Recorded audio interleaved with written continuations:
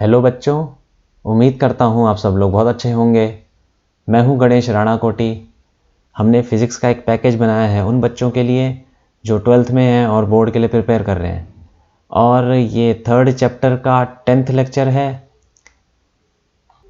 पिछले लेक्चर में हमने आपको एक क्विज़ दिया था, क्विज़ 3.9, तो उसी का सॉल्यूशन यहाँ पे देख लेते हैं।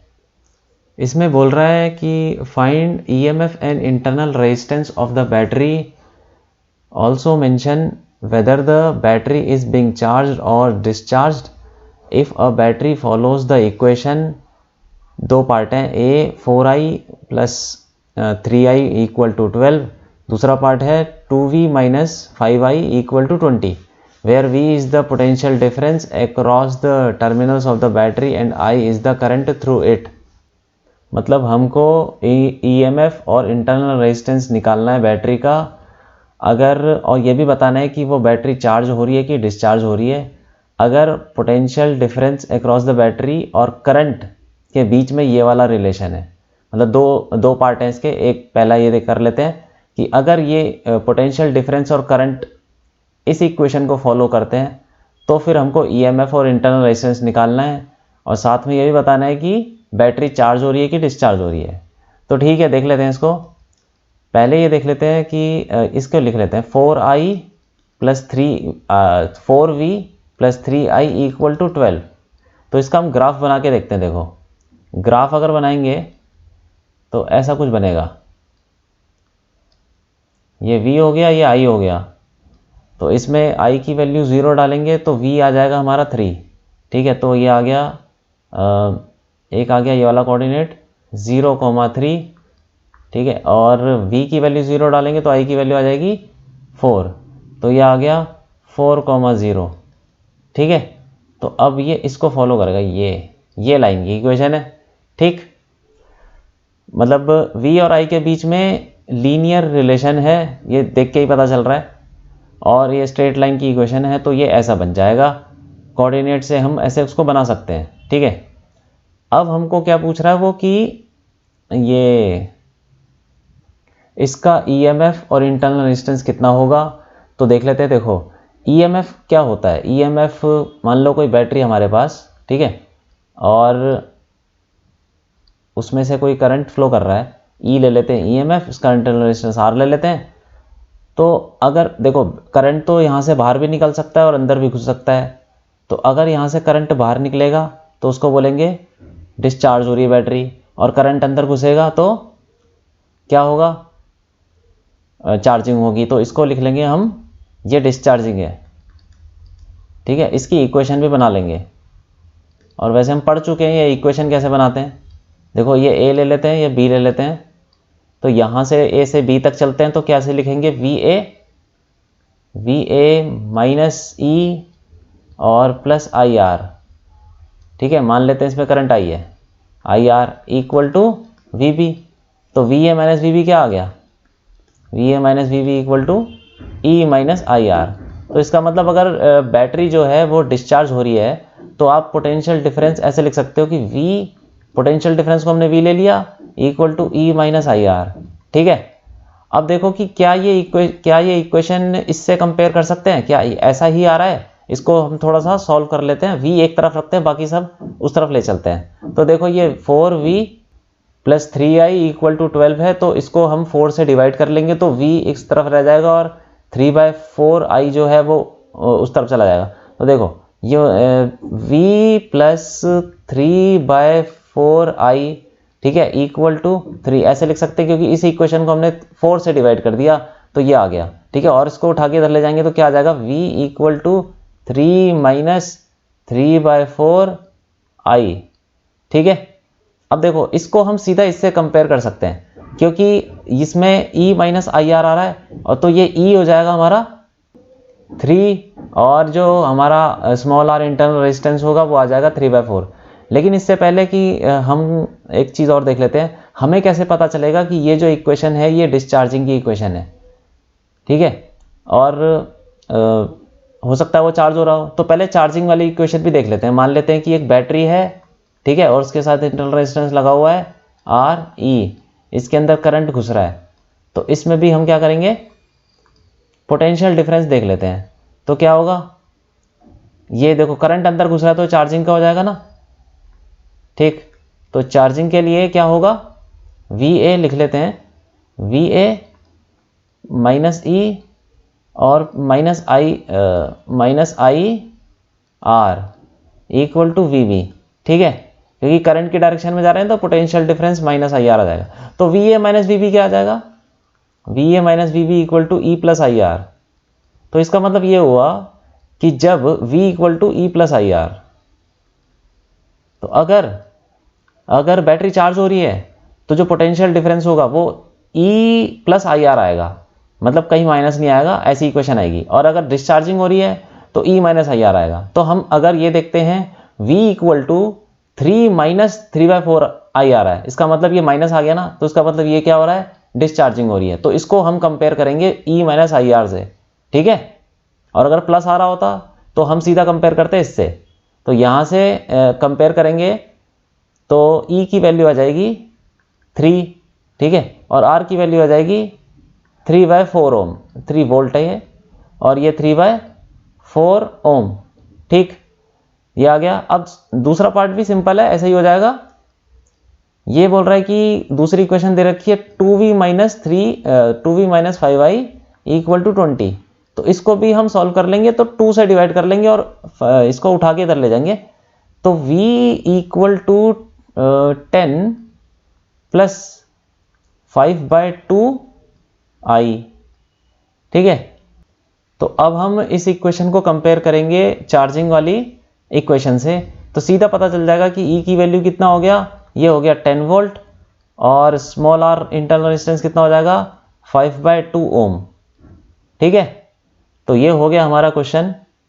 अच्छा, इसमें ये ग्राफ भी देख सकते हैं। ये तो हो गया ग्राफ किसका, ये जो हमने बनाया था डिस्चार्जिंग के लिए, ये ग्राफ है डिस्चार्जिंग। और अगर चार्जिंग का ग्राफ बनाना है तो ऐसा बन जाएगा, ये हो गया I और ये हो गया V, और इसमें जो पोटेंशियल डिफरेंस है वो सीधा बढ़ता रहेगा, E प्लस आई आर है ना, तो सीधा ऐसे बढ़ता रहेगा, ये लाइन हो जाएगी। तो ये हो गया ग्राफ किसका, चार्जिंग का, ठीक है। अब आगे बढ़ते हैं, 14th क्वेश्चन देखते हैं। इसमें बोल रहा है why is a potentiometer preferred over a voltmeter for determining the EMF of a cell. देखो ये हम कर रहे हैं प्रीवियस ईयर के क्वेश्चंस, तो इससे पहले वाले लेक्चर में हम 13 क्वेश्चन कर चुके हैं, तो इसी के आगे हम बढ़ रहे हैं, ठीक है। तो ये 14th क्वेश्चन है। इसमें पूछ रहा है कि पोटेंशियोमीटर क्यों हम प्रेफर करते हैं वोल्टमीटर के ऊपर। वोल्ट मतलब पोटेंशियोमीटर क्यों अच्छा है वोल्टमीटर से, अगर हम किसी सेल का ईएमएफ निकालना है, ठीक है। जैसे मान लो ये देखो, अगर ये कोई ईएमएफ है, ठीक है, मतलब ये कोई सेल है, उसका इंटरनल रेजिस्टेंस है E, ये हो जाएगा R, ठीक है, और ये किसी सर्किट में लगा हुआ है, ऐसे मान लेते हैं, ठीक। तो अब ये, अच्छा सर्किट में नहीं भी लगा तो हटाओ उसको, मान लेते हैं कि आपने क्या किया, इसके अक्रॉस वोल्टमीटर लगा दिया। तो वोल्टमीटर का सिंबल ऐसे होता है V, इसके अक्रॉस ऐसे लगा देते हैं, ठीक है। तो वोल्टमीटर इस सेल के अक्रॉस लगा दिया, तो क्या ये इसका ईएमएफ मेजर करेगा, ये इसका ईएमएफ मेजर नहीं करेगा, क्योंकि इसमें करंट फ्लो करेगा ना कुछ तो करंट फ्लो करेगा, ठीक है। तो फिर ये पोटेंशियल डिफरेंस क्या हो जाएगा, ये तो जो भी मेजर करेगा वो हो जाएगा E माइनस आई आर, क्योंकि हम बता सकते हैं कि जो अब देखो करंट तो बाहर निकल रहा है ना, तो potential difference across the cell क्या हो जाएगा E माइनस आई आर, हम पढ़ चुके हैं। तो जो भी वोल्टमीटर मेजर करेगा वो ये वैल्यू करेगा, ये वाली value E minus I R, ये होगी रीडिंग ऑफ, ऐसे बोलेंगे रीडिंग ऑफ वोल्टमीटर, ठीक है। वोल्टमीटर की रीडिंग है ये, लेकिन ये E के बराबर तो है नहीं, हमें तो ईएमएफ कैलकुलेट करना था ना। अब तो आप वोल्टमीटर जोड़ोगे इसके अक्रॉस, तो क्या ईएमएफ बताएगा, नहीं बताएगा। ईएमएफ क्या बताएगा, E माइनस आई आर बताएगा एक्चुअली वो, तो ईएमएफ से थोड़ी कम वैल्यू बताएगा। इसीलिए वोल्टमीटर तो एरर, मतलब ये तो सही वैल्यू नहीं बता रहा, ठीक है। अब देखते हैं पोटेंशियोमीटर में। पोटेंशियोमीटर में क्या होता है, ये ऐसा है, ऐसा कुछ होता है, ठीक है। ये वायर है पोटेंशियोमीटर वायर, और इसके नीचे हम लगा देते हैं सेल, ठीक। और फिर यहाँ से गैल्वेनोमीटर जुड़ जाता है और फिर वो नल पॉइंट शो करता है कहीं पे, ठीक। ये हम पढ़ चुके हैं। अब ये E है और ये R है और ये ऊपर बाहर से ड्राइवर बैटरी है V, और ये एक्सटर्नल रेजिस्टेंस हो गया R, और ये पोटेंशियोमीटर वायर है। अब देखो, जो ये पोटेंशियोमीटर में हमें देखते हैं कि एट नल पॉइंट इसमें से कोई भी करंट फ्लो नहीं करता। इस सेल में से जो भी करंट फ्लो करता है वो सारा इसमें करता रहता है, ठीक है। ये I फ्लो करेगा तो इसमें भी I, ये पूरा इधर I चलता रहेगा इस वाले ऊपर वाले लूप में। नीचे वाले सेल से कोई भी करंट फ्लो नहीं करेगा। तो इसका मतलब जो पोटेंशियल डिफरेंस होगा, मान लो A और ये मान लो B है, ठीक है। तो VA माइनस VB कुछ तो होगा ना, VA minus VB, VA minus VB, ये नीचे से जाएंगे, एक मिनट, VA से VB चलते हैं नीचे की तरफ से।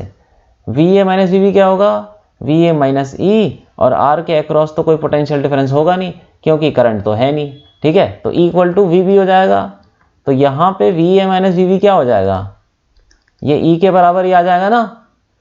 तो इसका हम बोल सकते हैं कि जो पोटेंशियल डिफरेंस आया है वो EMF के बराबर ही है। तो इसीलिए अब देखो, पोटेंशियल डिफरेंस जो आप मेजर करते हो वोल्ट मीटर से, वो ये दे रहा है E माइनस IR, और जो आप पोटेंशियल डिफरेंस मेजर करते हो पोटेंशियोमीटर से, वो बिल्कुल सही वैल्यू देता है E, क्योंकि करंट नहीं होता सेल्स के थ्रू। सेल के थ्रू करंट 0 होता है, इसीलिए इसकी रीडिंग एक्यूरेट होती है पोटेंशियोमीटर की। लेकिन वोल्ट मीटर में कुछ ना कुछ एरर होता है, ठीक है, क्योंकि उसमें करंट फ्लो करता है। तो देखो, इसका रीज़न ये है, जो इसने पूछा है कि क्यों हम पोटेंशियोमीटर यूज करते हैं EMF निकालने के लिए, इसीलिए करते हैं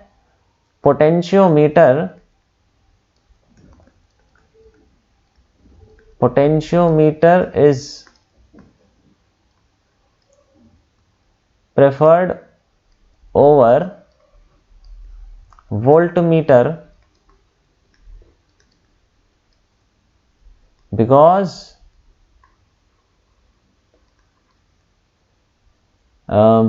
voltmeter draws some current। क्योंकि अगर इसमें इस सर्किट में करंट है, कितना भी करंट हो, तो फिर वो EMF से कम वैल्यू शो करेगा, ठीक है। इसमें करंट होना चाहिए 0, लेकिन ऐसा तो हो नहीं सकता ना, सर्किट क्लोज कर दिया आपने पूरा, तो यहां से कुछ ना कुछ तो करंट फ्लो करेगा। तो इसीलिए EMF की वैल्यू वो शो नहीं करेगा, थोड़ी कम करेगा, ठीक है। तो इसमें बोल सकते हैं because voltmeter draws some current due to विच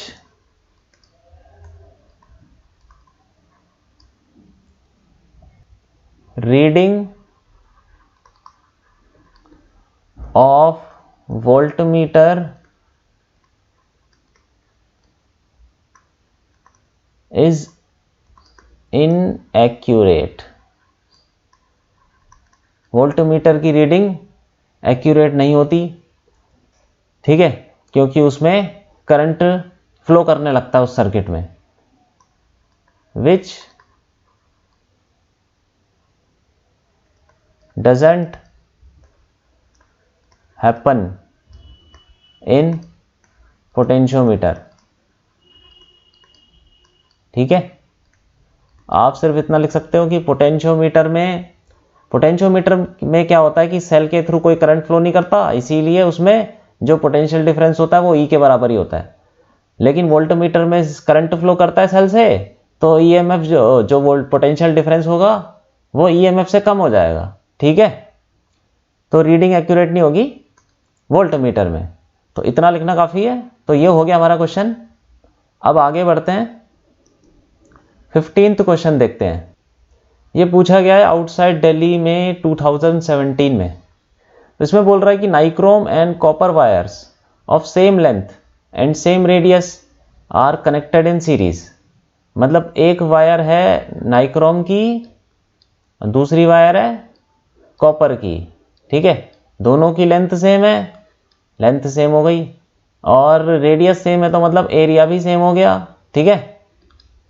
अब क्या है, उनको सीरीज में जोड़ दिया ऐसे, ठीक, और उनके through I current I is passed through them, दोनों से आई करंट पास किया, कोई बैटरी लगाई होगी ऐसे, तो दोनों से आई करंट पास का मतलब दोनों को सीरीज में जोड़ दिया तो दोनों से करंट सेम होगा।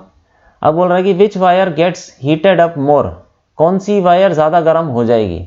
अब देखो करंट तो दोनों में सेम है, ठीक है, करंट सेम है, तो अब क्या बोल सकते हैं, जो पावर क्या होगी डिसिपेटेड, उसी से तो हम बताएंगे कि कितना गर्म होगी वायर। जो हीट डिसिपेटेड होगी उसी से हम बता सकते हैं कि जिसमें ज़्यादा हीट डिसिपेशन उसमें वो ही ज़्यादा गर्म होगी, ठीक है। तो ऐसे बोल सकते हैं कि जो पावर होगी वो क्या होती है, आई स्क्वायर आर होती है, ठीक, और पावर हो गया हमारा, आई तो सेम है चलो, ठीक है, करंट तो दोनों में सेम है, बस रेजिस्टेंस से चेंज हो जाएगा। रेजिस्टेंस पहले नाइक्रोम का देखते हैं, पहले लिख लेते हैं, चलो रेजिस्टेंस होता क्या है, रो एल अपॉन ए, ठीक है। अब देखो एल भी तो दोनों का सेम है और ए भी दोनों का सेम है, तो इसको ऐसे लिख लेते हैं आई स्क्वायर एल अपॉन ए, ये तो कांस्टेंट हो गया दोनों के लिए, और इनटू रो, तो आई करंट लेंथ एरिया सब कांस्टेंट है, तो पावर जो होगा सीधा सीधा रेजिस्टिविटी पे डिपेंड करेगा, तो जिसकी रेजिस्टिविटी ज़्यादा उसमें से पावर जो डिसिपेट करेगा वो ज़्यादा होगा, ठीक है, मतलब वो ज़्यादा गर्म हो जाएगी। तो किसकी रेजिस्टिविटी ज़्यादा होती है, हमें पता है जो कॉपर है वो सबसे अच्छा कंडक्टर होता है, ठीक है, इसका मतलब उसकी रेजिस्टिविटी, जो सबसे अच्छा कंडक्टर होता है, जो अच्छा कंडक्टर होता है उसकी रेजिस्टिविटी कम होती है, तो इसका मतलब resistivity of copper is less than resistivity of nichrome, ठीक है। तो नाइक्रोम की ज़्यादा हो गई, यहाँ पे ये देख लेंगे कि जो रेजिस्टिविटी है अगर नाइक्रोम की ज़्यादा हो जाएगी तो पावर भी नाइक्रोम की ज़्यादा हो जाएगी, तो फिर ऐसे बोल सकते हैं कि power of nichrome will be more than power of copper, तो फिर ऐसे बोल सकते हैं कि nichrome wire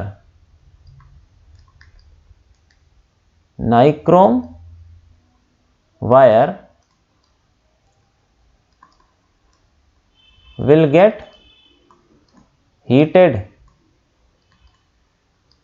up more, nichrome wire ज़्यादा गर्म हो जाएगी, ठीक है। तो ये हो गया हमारा क्वेश्चन। अब आगे बढ़ते हैं, 16th क्वेश्चन देखते हैं। इसमें बोल रहा है कि two heating elements of resistances R1 and R2 when operated at a constant supply of voltage V consume powers P1 and P2 respectively. मतलब दो हीटिंग एलिमेंट्स हैं, दो रेजिस्टेंस मान लो आप R1 R2, और उसको क्या किया गया है, दोनों पे सेम वोल्टेज लगाई गई है, सेम पोटेंशियल डिफरेंस लगाया गया, सेम बैटरी लगाई है मान लो, और दोनों में पावर कंज्यूम होती है P1 एंड P2, ठीक। ऐसे समझ लो कि ये R1 है और इसको हमने लगा दिया V वोल्ट की बैटरी के साथ, और ये R2 हो गया, इसको भी हमने लगा दिया V वोल्ट की बैटरी के साथ, ठीक है, VV।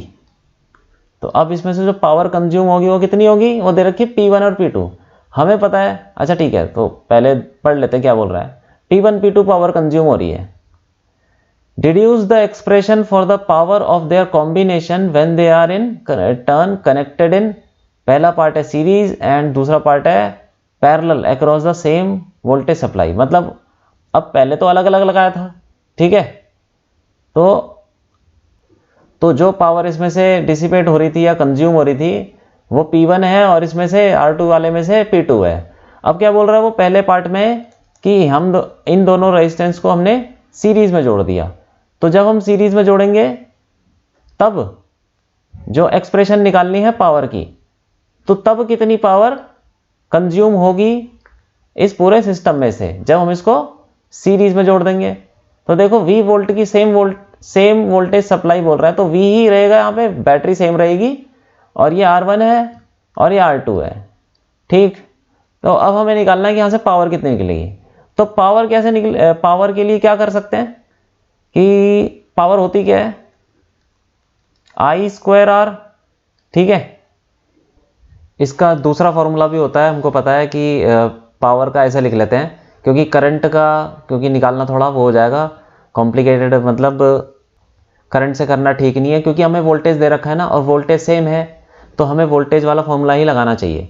तो पावर क्या हो जाएगी जो इसमें लगेगी सीरीज वाले में, वी स्क्वायर अपॉन आर, ये एक फॉर्मूला होता है, लेकिन आर यहाँ पे दोनों का हमको इक्विवेलेंट रेजिस्टेंस लेना पड़ेगा, वो हो जाएगा R1 प्लस R2। ठीक है, अब हमको पावर देनी पड़ेगी, जो पावर है सीरीज वाले कॉम्बिनेशन में in terms of P1 P2 वो निकालना है। तो पहले ये देख लेते हैं कि जब हमने इंडिविजुअल रेजिस्टेंस को लगाया था इसी सेम बैटरी से, तो पावर क्या थी इसमें, P1 equal to V square by R1, यही था, और P2 equal to V square upon R2।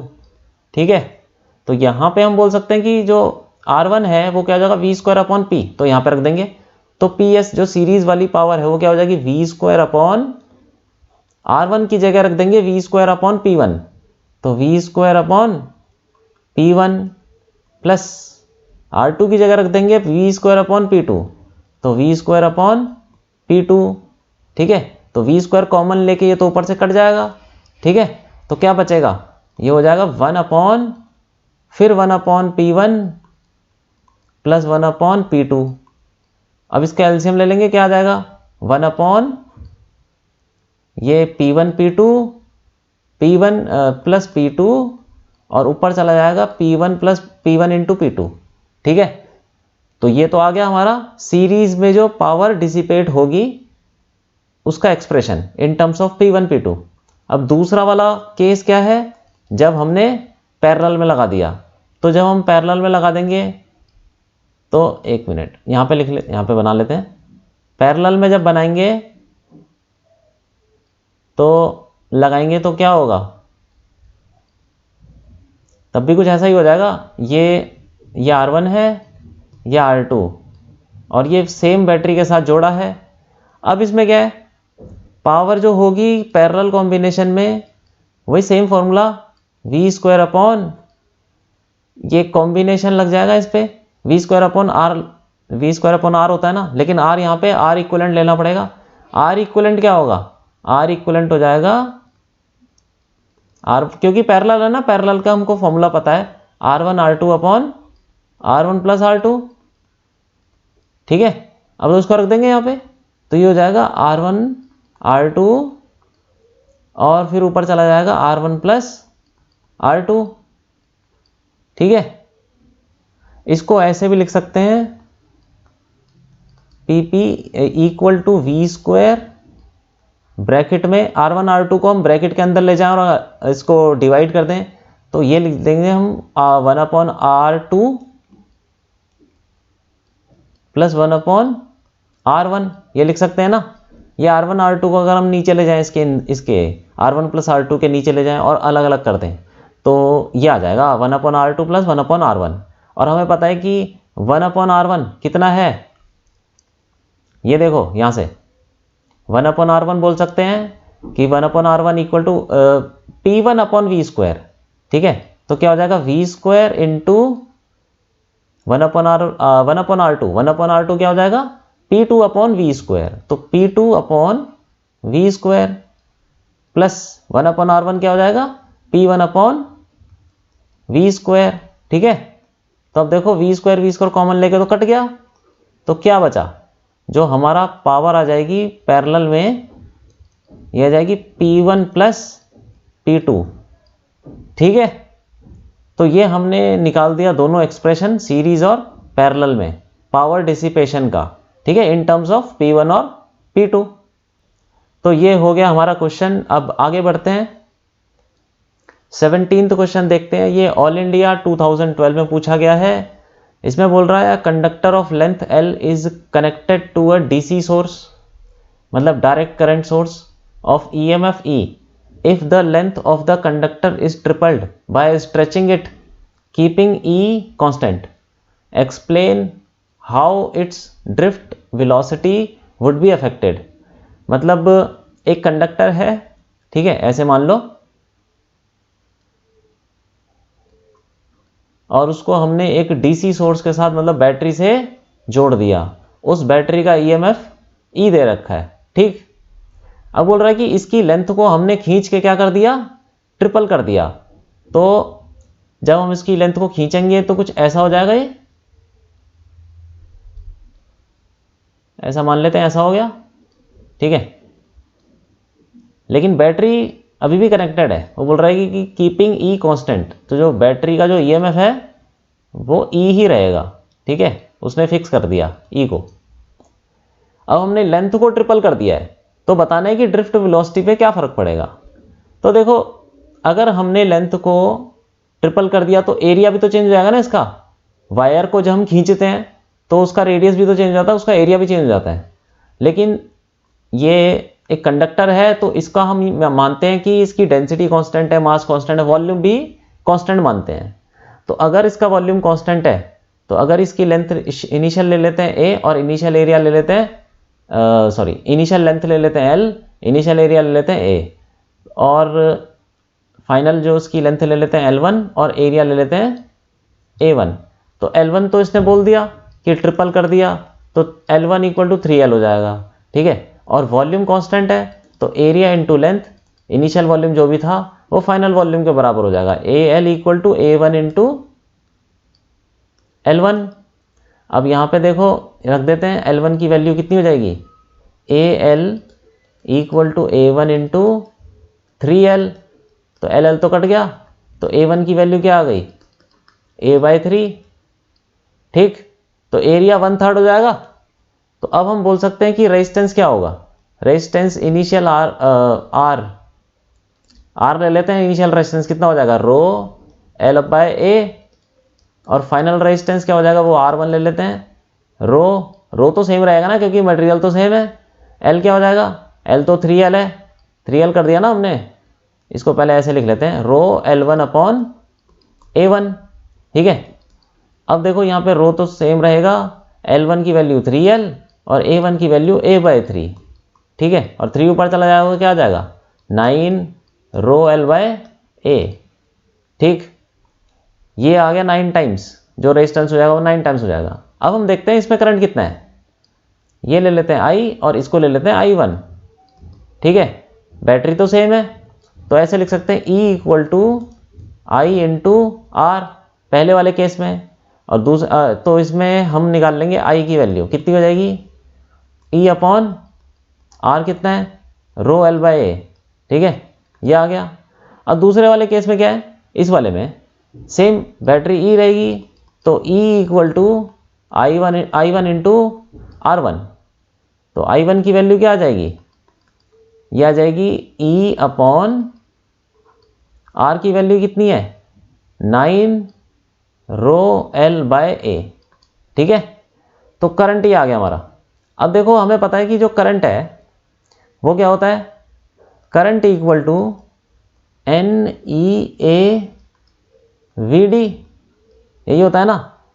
ये I क्या चीज़ है, करंट थ्रू द कंडक्टर, और N is number density, number of free electrons per unit volume, E is the charge on electron, A is the area of cross section, VD is the drift velocity.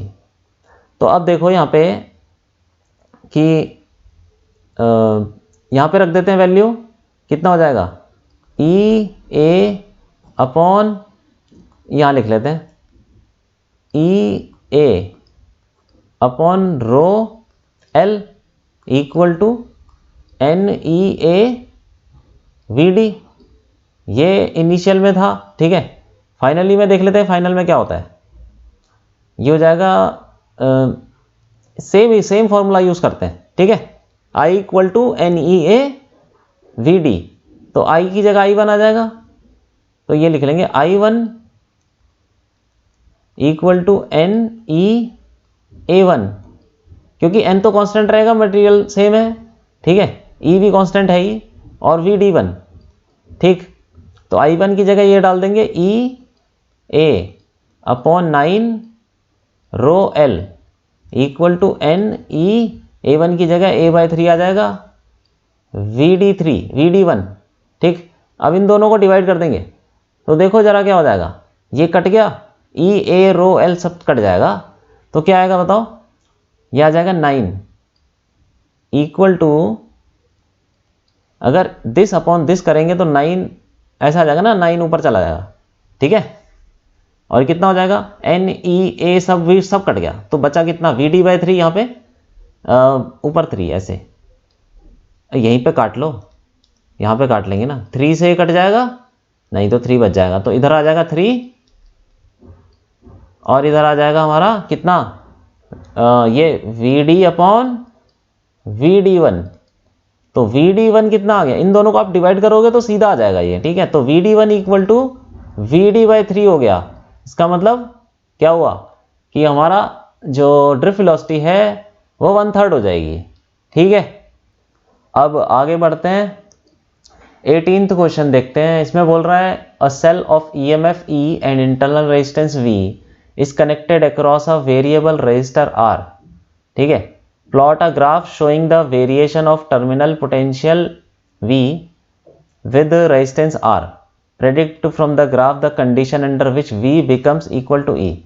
मतलब बोल रहा है कि एक cell है जिसका EMF ई दे रखा है और इंटरनल रेजिस्टेंस, यहाँ पे ये V गलत लिखा हुआ है, तो स्मॉल r होना चाहिए, मतलब इंटरनल रेजिस्टेंस ये गलती से V लिख दिया, यहाँ पे इंटरनल रेजिस्टेंस स्मॉल r होना चाहिए, ठीक है। तो उसको ठीक कर लेते हैं, हाँ अब ठीक है।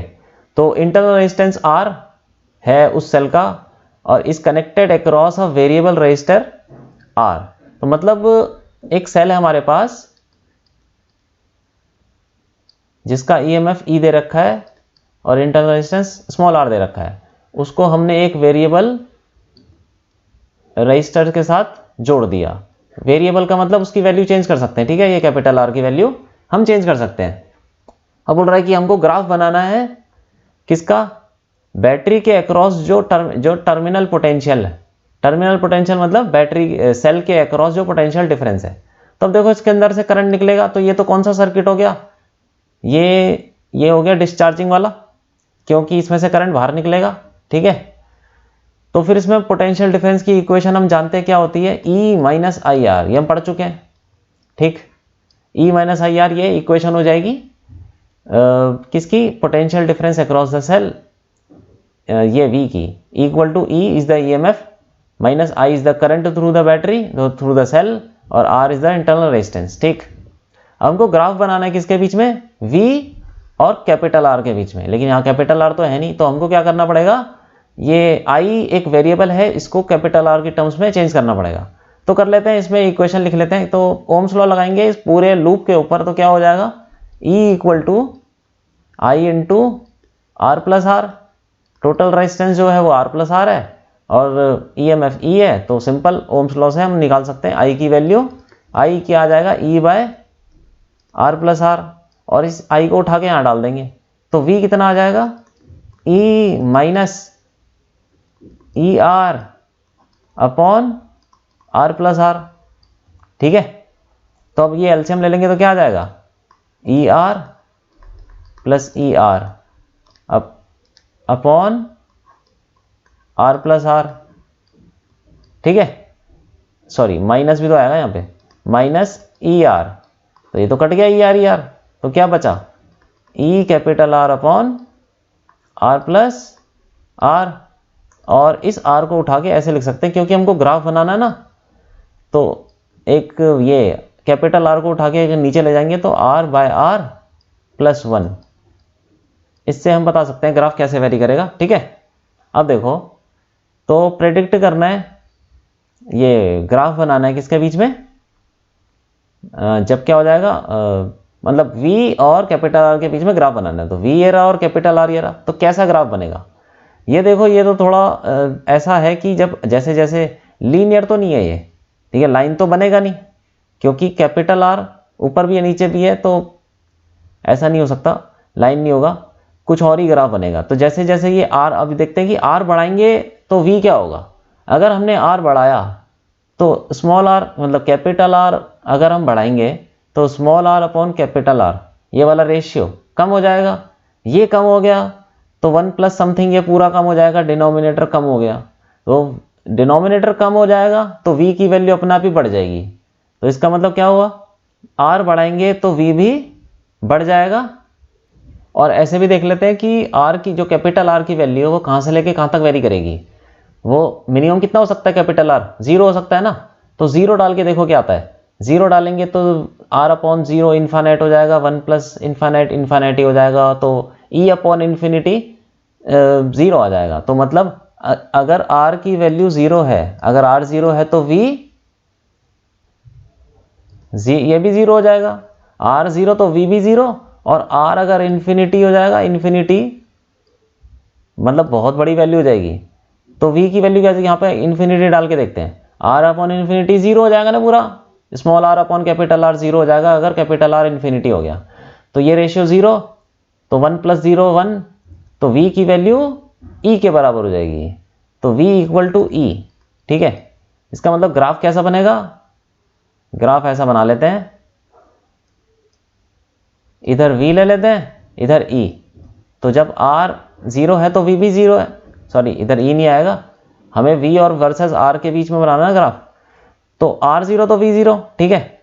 और उसके बाद जैसे जैसे r बढ़ेगा तो v की वैल्यू भी धीरे धीरे बढ़ेगी, और जब r की वैल्यू इन्फिनिटी पहुंच जाएगी तो फिर v की वैल्यू e पहुंच जाएगी। तो मतलब ग्राफ ऐसे शुरू होना चाहिए और ऐसे जाना चाहिए, ठीक है। और v की वैल्यू जब r लगभग कितना हो जाएगा, इन्फिनिटी की तरफ पहुंच रहा होगा, ठीक है, ऐसे करके, तो हमारा वो v है वो e की तरफ अप्रोच करेगा, ठीक है। तो ऐसा कुछ ग्राफ आना चाहिए v और r के बीच में, ठीक। तो हमने बना लिया वो ग्राफ, और ये पूछा है कि predict from the graph the condition under which v becomes equal to e। तो वही है, v e के बराबर कब हो जाएगा, जब r की वैल्यू बहुत ज़्यादा हो जाएगी, इन्फिनिटी के पास, इन्फिनिटी मतलब बहुत बड़ी वैल्यू हो जाएगी कैपिटल R की, ठीक है। तो वही चीज़ है, ये भी हमने देख लिया। तो ये हो गया हमारा क्वेश्चन। अब आगे बढ़ते हैं, 19th क्वेश्चन देखते हैं। ये ऑल इंडिया 2009 में पूछा गया है। इसमें बोल रहा है a wire of 15 ohm resistance is gradually stretched to double its original length. It is then cut into 2 equal parts. These parts are then connected in parallel across a 3 volt battery. Find the current drawn from the battery. मतलब एक wire है ऐसे मान लो, ठीक है, और उसको हम वो 15 ओम का उसका रेजिस्टेंस दे रखा है, रेजिस्टेंस 15 ओम है, ठीक। अब उसको क्या किया, उसको हमने पहले खींच के डबल कर दिया, उसकी stretch to double its original length, मतलब उसकी लेंथ को डबल कर दिया। तो रेजिस्टेंस क्या हो जाएगा, ये इसको ले लेते हैं पहले, R1 ले लेते हैं, इनिशियल रेजिस्टेंस 15 ओम, ये R2। तो अब हम देख चुके हैं कि अब जब हम लेंथ को, पहले इसकी लेंथ L ले लो तो ये 2L हो जाएगा, इसका एरिया कुछ ले लो A, तो ये इसको ले लो A1, तो वॉल्यूम बराबर होगा ना। तो वॉल्यूम क्या हो जाएगा, area into length equal to A1 into वो भी लेंथ हो जाएगी, लेकिन यहाँ पे लेंथ हो गई 2L, तो A1 की वैल्यू A/2, ठीक है। तो रेजिस्टेंस क्या हो जाएगा हमारा, R2 की वैल्यू क्या हो जाएगी, 2L अपॉन A1, और A1 कितना है, A/2, तो 2L अपॉन A/2, तो ये तो 4 अपॉन A हो गया। और R1 ऐसे लिख सकते हैं, R1 कितना है, L/A, ठीक है, वो L/A है और ये L/A, तो ये ऐसे बोल सकते हैं R2 जो हो जाएगा हमारा, L/A को लिख सकते हैं ना R1, तो 4 इंटू R1, और R1 की वैल्यू दे रखी है 15 ओम, तो 4 इंटू 15 ये कितना हो जाएगा, 60 ओम आ जाएगा, ठीक। R2 आ गया 60 ओम। अब बोल रहा है कि इसको हमने 2 पार्ट्स में तोड़ लिया, ठीक है।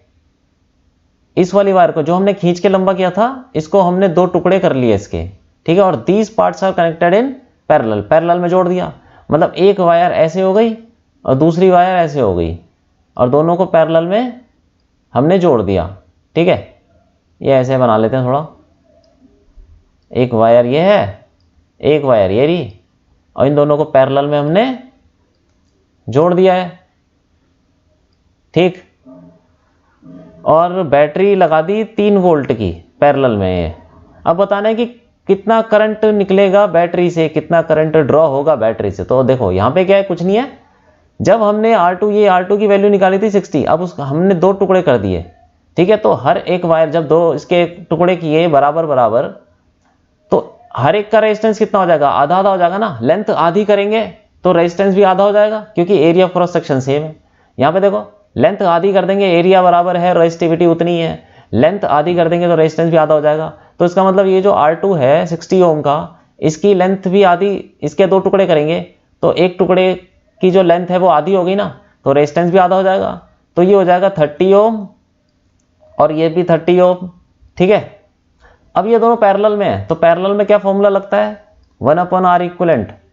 R इक्विवेलेंट निकाल लेते हैं इनका, क्या हो जाएगा 1/30 प्लस 1/30, ठीक है। कितना हो गया 2/30 और ये हो गया 1/15। तो R इक्विवेलेंट कितना आ गया, 15 ओम आ गया ना। तो अब हमने क्या किया कि अब 15 ओम आ गया इसका रेजिस्टेंस इक्विवेलेंट, तो हम सीधा ओम्स लॉ लगा लेंगे, V = IR। तो 3 = I × 15, ठीक है। और I की वैल्यू क्या आ जाएगी, 3/15, 1/5, ये आ जाएगा 0.2 एम्पेयर। तो इतना करंट बैटरी में से निकलेगा, ठीक है। तो यही पूछा था और ये हो गया हमारा क्वेश्चन। अब आगे बढ़ते हैं, 20th क्वेश्चन देखते हैं। इसमें बोल रहा है कि ये पूछा गया है ऑल इंडिया 2011 में।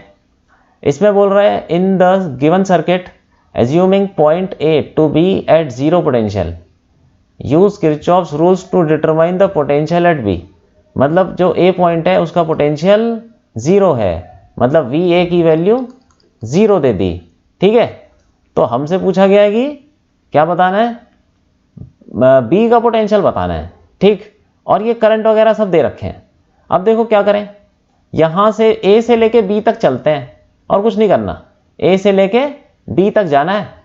और फिर हम इक्वेशन लिख लेते हैं, A से लेके B तक। तो किस रास्ते से चले, इस रास्ते से चलते हैं, जो जहां से भी चल लो कोई फर्क नहीं पड़ रहा, ऊपर से चल लो, यहां से चल लो या उधर से चल लो, कहीं से भी चल लो, आंसर सेम आएगा। तो ये यहां से ले चलते हैं, चलो इसको ले लेते हैं, ये E ले लेते हैं, ठीक है। AEB ले ले, ACEB, इस रास्ते से चलते हैं तो हम B तक पहुंच जाएंगे। वैसे तो 3 रास्ते हैं, कहीं से भी जाओगे तो तुम्हारा आंसर सेम आएगा। तो हमने एक पाथ ले लिया ACEB। अब देखो A से C जाएंगे तो क्या होगा, पहले सबसे पहले लिखेंगे VA, ठीक। फिर आगे बढ़ेंगे तो ये बैटरी ऐसी है, यहाँ पे नेगेटिव है, ये पॉजिटिव है और 1 वोल्ट है, तो प्लस हो जाएगा 1, ठीक। फिर आगे बढ़ेंगे क्या आएगा, कुछ नहीं। फिर यहाँ से आगे बढ़ेंगे तो R1 की वैल्यू हमको पता नहीं है, तो फिर ये तो पता नहीं है तो उसको छोड़ो, फिर ये नहीं लगा सकते, ठीक है। तो फिर क्या लगाएं, तो फिर दूसरा पाथ लगाते हैं, कौन सा, ACDB। तो यहाँ से शुरू करते हैं VA, तो VA हो जाएगा और उसके बाद फिर ये प्लस 1 वोल्ट 1 आ जाएगा। उसके बाद C पे पहुंचे, C से ऊपर गए। अब यहाँ पे करंट नहीं पता ना, लेकिन यहाँ पे जंक्शन रूल लगा लेते हैं। 2 एम्पेयर करंट इधर आ रहा है, 1 एम्पेयर उधर चला गया, तो 1 एम्पेयर नीचे आएगा ना, ठीक है। अब जब C से D जाओगे तो आप करंट के ऑपोजिट डायरेक्शन में जा रहे हो, तो उसमें हम पोटेंशियल डिफरेंस लिखते हैं, प्लस में आता है, प्लस IR प्लस 1 × 2, ये हो जाएगा। उसके बाद फिर D से B जाएंगे तो ये बैटरी आएगी, ये प्लस है ये माइनस है, तो माइनस आ जाएगा 2 -2 इक्वल टू पहुंचेंगे B पे, ठीक है। तो ऐसे हमने इक्वेशन लिख ली। VA की वैल्यू 0 है तो यहाँ पे 0 डाल देंगे, तो 0 1 प्लस ये हो जाएगा 2 और फिर -2 इक्वल टू VB। तो VB की वैल्यू, ये तो कट गया, तो VB की वैल्यू आ गई 1 वोल्ट, ठीक है। तो वही पूछा था हमसे, VB की कितना पोटेंशियल होगा B पे, तो 1 वोल्ट होगा। तो ये हो गया हमारा क्वेश्चन। अब आगे बढ़ते हैं, 21st क्वेश्चन देखते हैं। ये ऑल इंडिया 2011 में पूछा गया है। इसमें बोल रहा है in the meter bridge experiment balance point was observed at J with AJ equal to L, ठीक है। और फर्स्ट पार्ट है इसका, the values of R and X were doubled and then interchanged, what would be the new position of balance point. मतलब अभी इस condition में ये मीटर ब्रिज बैलेंस्ड है, ठीक है, और जो रीडिंग है बैलेंस पॉइंट है वो एल पे आ रहा है, ठीक है, और ये आर है, ये एक्स है। अब क्या है, अब क्या बोला गया उसने कि आर को और आर और एक्स को दोनों को डबल कर दिया और उसके बाद इंटरचेंज कर दिया। मतलब ऐसा बना लेंगे, ये क्या किया हमने, डबल करके इंटरचेंज कर दिया, मतलब ये हो गया 2x और ये हो गया 2r, ठीक है। तो अब बताना है कितनी रीडिंग होगी, रीडिंग बतानी है कि कितना आएगा। पहले L आ रहा था तो मान लेते हैं कि अब आ रहा है, अब L1 ले लेते हैं कि L1 आ रहा है ये, ठीक है, ये बैटरी से जोड़ दिया, बाकी सब तो वैसे ही है। तो अब ऐसा था कि पहले यहाँ पे R था और यहाँ पे X था, तो रीडिंग L थी, तो पहले ये कंडीशन लिख लेते हैं बैलेंस पॉइंट की, क्या होती है, ये कितना हो जाएगा, ये 100 माइनस L, ठीक है। तो ऐसे लिख सकते हैं R इंटू 100 माइनस L, ये वाली कंडीशन पे जब ये मीटर ब्रिज यहाँ पे बैलेंस्ड है तो ये लिख लेंगे R into 100 minus L equal to X into L, ठीक है। अब इस वाली सिचुएशन में भी ये जब मीटर ब्रिज बैलेंस्ड है तो हम इसमें भी एक कंडीशन लगा लेते हैं मीटर ब्रिज की, तो बोल सकते हैं कि 2x into 100 minus L1 equal to 2R into L1। ये L1 है तो फिर अब देखो ये कितना हो जाएगा, 100 माइनस L1, ठीक है। तो ऐसे बोल सकते हैं, ये दो कंडीशन आ गई। अब इन दोनों को हम क्या करेंगे, डिवाइड कर देंगे।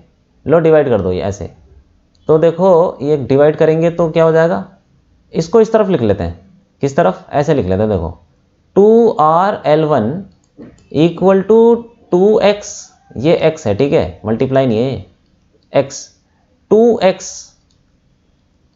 Into 100 minus L1। अब इन दोनों इक्वेशन को हम डिवाइड कर देंगे, तो ये देखो क्या हो जाएगा, R into 100 minus L upon 2RL1 equal to XL upon 2x 100 minus L1, ठीक। तो x तो कट गया और R भी कट गया और 2 भी कट जाएगा, तो अब ये इधर चला जाएगा, तो क्या कर सकते हैं, इसको मल्टीप्लाई कर लेते हैं।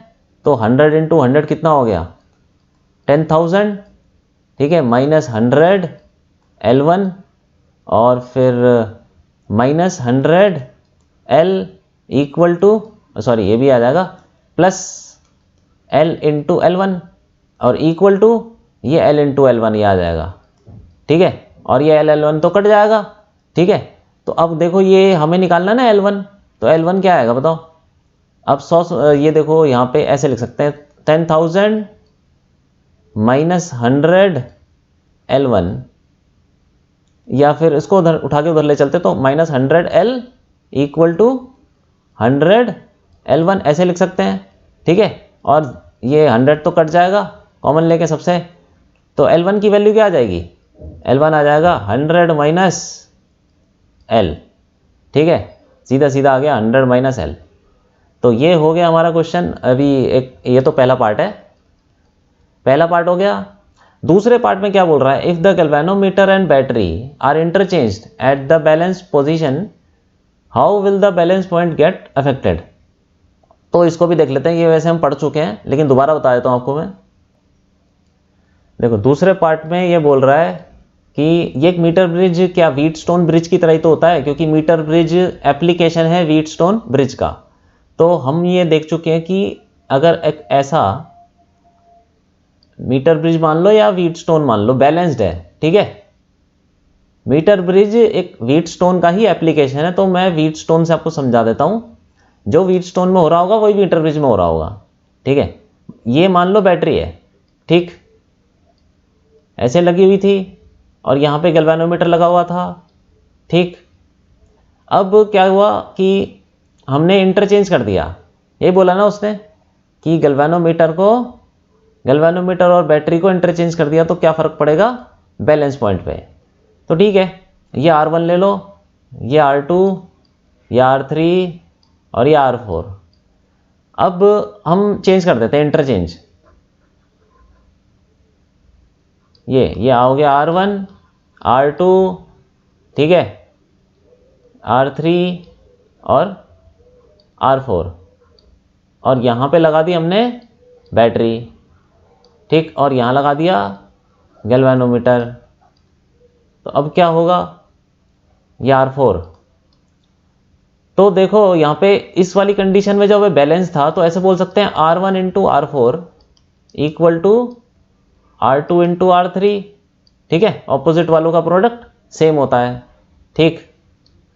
अब यहाँ पे देखते हैं, इसको हम थोड़ा सा अलग तरीके से देख सकते हैं। ये गैल्वेनोमीटर किसके बीच में लगा हुआ है, इन दोनों पॉइंट के बीच में लगा हुआ ना, ये वाले, और ये बैटरी लगी हुई है इन दोनों पॉइंट के बीच में। तो इसको हम ऐसे बना लेते हैं, दिस इज इक्वलेंट टू ऐसा कुछ, R1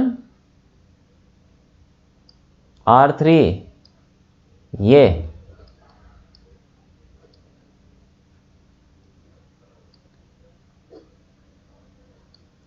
R4 ये हो गया, ये R2 हो गया। तो देखो गैल्वेनोमीटर इन दोनों पॉइंट्स के बीच में लगा था तो हमने ये लगा लिया, और बैटरी लगी थी ये ऊपर, ये ऊपर और नीचे इन दोनों पॉइंट्स के अक्रॉस, तो हमने बैटरी ये भी लगा ली, ठीक है, ऐसे। अब हमें देखना है कि देखो ये कंडीशन तो सही है, ये तो पहले थी ना जब हमने गैल्वेनोमीटर ऐसे लगा रखा था और बैटरी ऐसे लगा रखी थी। तो R1 R4 equal to R2 R3 है, तो इसमें भी ये क्या है, ये व्हीटस्टोन ही तो है, लेकिन हमें चेक करना है बैलेंस है कि नहीं है। तो ऑपोजिट वालों का प्रोडक्ट क्या सेम है, तो ऑपोजिट वालों का प्रोडक्ट क्या है, R1 R4, और यहाँ पे ऑपोजिट वालों का प्रोडक्ट R2 R3, लेकिन ये तो बराबर है क्योंकि हमें पता है ये बराबर है, ठीक है। तो इसमें भी ये बैलेंस्ड ही है, मतलब अगर हम गैल्वेनोमीटर और बैटरी को इंटरचेंज कर देंगे तब भी बैलेंस पॉइंट जो है वो उतना ही रहेगा, रीडिंग वही रहेगी, व्हीटस्टोन जो है या मीटर ब्रिज तभी भी बैलेंस रहेगा, ठीक है। वैसे ही हम ऑलरेडी पढ़ चुके हैं, लेकिन यहाँ पे मैं आपको मतलब हम दोबारा पढ़ लेते हैं कि बैटरी और गैल्वेनोमीटर को इंटरचेंज भी कर देते हैं तो कोई फर्क नहीं पड़ता बैलेंस पॉइंट पे, ठीक है, क्योंकि कंडीशन वही रहती है, ठीक। तो ये हो गया हमारा सेकंड पार्ट, और ये हो गया हमारा क्वेश्चन। तो आगे बढ़ते हैं हम 22nd क्वेश्चन देखते हैं। ये पूछा गया है कंपार्टमेंट दिल्ली 2012 में। इसमें बोल रहा है a battery of EMF 10 volt and internal resistance 3 ohm is connected to a resistor. If the current in the circuit is 0.5 ampere, find the resistance of the resistor. पहला पार्ट है। दूसरा पार्ट है the terminal voltage of the battery. तो ये बहुत easy question है। इसमें बोल रहा है कि एक बैटरी है 10 वोल्ट जिसका EMF 10 वोल्ट है और उसका इंटरनल रेजिस्टेंस 3 ओम है, ठीक है, और उसको जोड़ दिया हमने कोई एक्सटर्नल रेजिस्टेंस से जोड़ दिया, कनेक्टेड टू अ रजिस्टर, उसको ले लेते हैं R। अब बोल रहा है कि जो करंट है सर्किट के अंदर वो है I की वैल्यू 0.5 दे रखी है। तो हमें बताना है कि जो रेजिस्टेंस ऑफ द रजिस्टर, ये R की वैल्यू बतानी है। तो देखो कुछ नहीं है, इसमें ओम्स लॉ लगा लेंगे। टोटल रेजिस्टेंस कितना R+3, तो ओम्स लॉ क्या बोलता है, V इक्वल टू IR, तो 10 इक्वल टू I इंटू, ऐसे लिख लेते हैं, E equal to I into R plus small r, ठीक है। और यहाँ पे लिख लेते हैं, सब कुछ दे रखा है, E की वैल्यू दे रखी है 10 वोल्ट, स्मॉल r की वैल्यू दे रखी है 3 ओम, I तो 0.5 है ही, तो यहाँ पे डाल देंगे सारी वैल्यू। तो 10 इक्वल टू 0.5, ये हो जाएगा R capital R plus small r, तो 3 हो गया। तो इसको हम यहाँ पे ले जाएंगे तो कितना हो जाएगा, ये 10/0.5 हो जाएगा ना। 10/0.5 इक्वल टू R+3 हो जाएगा, और 10/0.5 कितना हो जाएगा, ये 20 हो जाएगा। तो 20 इक्वल टू R+3, ठीक है। तो R इक्वल टू 17 ओम आ गया, ठीक, 17 ओम रेजिस्टेंस आ गया। अब ये तो हो गया हमारा पहला पार्ट। दूसरे पार्ट में बोल रहा है कि terminal voltage of the battery, वो भी निकालना है। तो टर्मिनल वोल्टेज क्या होती है, मतलब देखो ये जो सेल है ये डिस्चार्जिंग सर्किट है ना, तो इसमें हम सीधा बोल सकते हैं कि टर्मिनल जो पोटेंशियल डिफरेंस टर्मिनल वोल्टेज होगा बैटरी का, वो हो जाएगा E माइनस IR, ठीक है। और ये सारी वैल्यू डाल देंगे, E कितना है 10, माइनस I कितना हो जाएगा, I ये 0.5 दे रखा है, और R की वैल्यू कितनी है 3, तो ये कितना हो गया 10 माइनस 1.5 मतलब 8.5 वोल्ट, ठीक है। तो ये हो गया हमारा क्वेश्चन। अब आगे बढ़ते हैं। 23 देखते हैं। इसमें बोल रहा है कि the network PQRS shown in the circuit diagram has the batteries of 4 volt and 5 volt. तो ऐसे डायग्राम दे रखा है, ये 4 वोल्ट की बैटरी है, ये 5 वोल्ट की बैटरी है, और इनका इंटरनल रेजिस्टेंस बोल रहा है कि an internal negligible internal resistance, इनका कोई इंटरनल रेजिस्टेंस नहीं है। ठीक है। A milliammeter of 20 ohm, milliammeter का मतलब ये हुआ कि ये एमीटर है, ये करंट रीड करता है। ठीक है। इस तार के अंदर, जिस तार में इसको लगा देते हैं, जिस वायर में इसको लगा देते हैं, उस वायर का करंट ये बता देता है। ठीक है। तो ये मिली एमीटर है, उसका रेजिस्टेंस भी दे रखा है 20 ओम। ठीक। Is connected between P and R, calculate the reading in the milliammeter. मतलब कुछ नहीं है, ये एक मिली एमीटर है, ये एक रेजिस्टेंस ही है, 20 ओम रेजिस्टेंस मान लेंगे, मतलब दे रखा है तो एक रेजिस्टेंस ही मान लो उसको। ठीक है। हमें क्या बताना है, इस तार के अंदर कितना करंट फ्लो करेगा। तो मान लेते हैं कि यहाँ पे ये यहाँ से निकलता है आई करंट। ठीक है। और क्या करें, क्या माने, फिर यहाँ से आई करंट मान लेते हैं, तो यहाँ चला जाएगा, मान लेते हैं I1, और फिर यहाँ चला जाएगा I माइनस I1। सही है। तो ठीक है, हमने जंक्शन रूल लगा लिया यहाँ पे, तो हमको I1 निकालना है। ठीक। तो हम क्या करेंगे, एक लूप लगा लेंगे, जंक्शन तो हमने लगा लिया, तो एक लूप रूल, किरचॉफ्स का लूप रूल लगाएंगे। ये ले लेते हैं PSRP, एक लूप ये ले लेते हैं PS, एक मिनट ऐसे लिख लेते हैं, लूप। हमको I1 निकालना है। ठीक है। तो हम क्या करेंगे, I1 निकालने के लिए एक लूप ले लेंगे, लूप PSRP। तो इस लूप में कैसे लिखेंगे इक्वेशन, देखो P से S जाएंगे तो ये प्लस है, ये माइनस है, तो आ जाएगा -5। सबसे पहले बैटरी, जो बैटरी का जो EMF है वो आ जाएगा -5, क्योंकि प्लस से माइनस जा रहे हैं ना, P से S। उसके बाद ये रेजिस्टेंस है, रेजिस्टेंस में देखो करंट की ऑपोजिट, करंट इसमें ऐसे जा रहा है तो इसमें भी ऐसे जा रहा होगा, करंट इसमें ऐसे जाएगा, तो हम करंट के ऑपोजिट डायरेक्शन में जा रहे हैं, तो आएगा +I R, तो +I × 200। ठीक है। और उसके बाद R पे पहुंच गए, फिर नीचे आएंगे, R से P आएंगे, तो करंट के ऑपोजिट डायरेक्शन में जा रहे हैं, तो आएगा +I1 × 20। ठीक है। क्योंकि इसका एमीटर का रेजिस्टेंस दे रखा 20 ओम, और E = हो जाएगा 0। ठीक। एक इक्वेशन तो ये आ गई। दूसरी इक्वेशन कहाँ से करें, दूसरी इक्वेशन ये लिखते हैं PQRP, दूसरा लूप ले लेते हैं PQRP। ठीक। तो इसमें कैसे लिखेंगे, P से Q जाएंगे तो ये प्लस है, ये माइनस है, तो -4 आ जाएगा सबसे पहले। ठीक है। उसके बाद हम यहाँ पे Q से जब R जाएंगे तो करंट की डायरेक्शन में जा रहे हैं, तो पोटेंशियल डिफरेंस कितना आ जाएगा, -60, या ऐसे लिख लो -I माइनस I1। ठीक है, × 60। और फिर आगे पहुंचेंगे R से, फिर P वापस आएंगे तो क्या लिखेंगे, वो तो उतना ही होगा, करंट के ऑपोजिट डायरेक्शन में जा रहे हैं, तो +I1 × 20 आ जाएगा, और = 0। ठीक है। अब इसको हम क्या कर लेंगे, थोड़ा सॉल्व कर लेते हैं। तो ऊपर वाली इक्वेशन को देखते हैं, यहाँ पे ऊपर वाली इक्वेशन को कैसे लिख सकते हैं, पहले इसको खोल लेते हैं। चलो ये वाली इक्वेशन खोल लेते हैं, -4 -I। ठीक है। और +I1, 60 भी तो है यहाँ पे, 60 भी आ जाएगा, ये ऐसे लिखेंगे 60I + 60I1, और फिर +20I1 = 0। तो ये हो जाएगा यहाँ पे -4 -60I + 80I1 = 0। ठीक है। तो 80I1 = इन दोनों को उठा के चले जाएंगे, तो 4 + 60I, ये आ गया।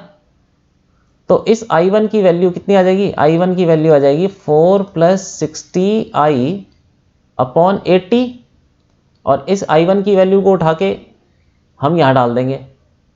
ठीक है। तो कितना आ जाएगा, इस वाली इक्वेशन में डाल देंगे, तो कितना आ जाएगा बोलो, ये आ जाएगा -5 + I × 200, या 200I लिख लो ना, 200I + 20, I1 की वैल्यू कितनी है, 4 + 60I / 80। ठीक है। तो यहाँ पे 20 से ही कट जाएगा, 4 आ जाएगा, 4 से 4 ये कट जाएगा और ये 15 आ जाएगा। ठीक है, तो देखो यहाँ पे इक्वल टू 0 है ही, तो इसको सॉल्व करेंगे तो -5 प्लस 200 आई। नेक्स्ट पेज पे कर लेते हैं इसको। तो -5 प्लस 200 आई प्लस 1 प्लस 15 आई, ठीक है, इक्वल टू 0।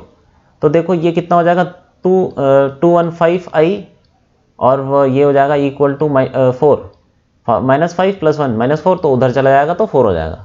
तो आई की वैल्यू कितनी आ गई, 4/215 एम्पेयर। अब इस आई को उठा के इसमें डाल देंगे तो हमारा I1 आ जाएगा। ठीक है, और वही हमको रीडिंग बतानी है, तो ये आ जाएगा I1 equal to 4 plus 60 into 4/215 upon 80। ठीक है, यही है, हाँ ठीक है। इसको सॉल्व कर लेंगे तो ये आ जाएगा 64 इंटू 10⁻³ एम्पेयर, और इसको हम ऐसे भी लिख सकते हैं 64 मिली एम्पेयर, क्योंकि वो मिली एमीटर है ना, तो मिली एमीटर ऐसे रीड करेगा, 64 रीडिंग बताएगा, 64 मिली एम्पेयर। ठीक है, तो ये हमने निकाल लिया, ये हमारा हो गया क्वेश्चन। अब आगे बढ़ते हैं। तो ये लेक्चर हो गया यहाँ पे ख़त्म, और क्विज 3.10 आपके लिए, आप इसको करिए और इसका सॉल्यूशन हम करेंगे नेक्स्ट लेक्चर में।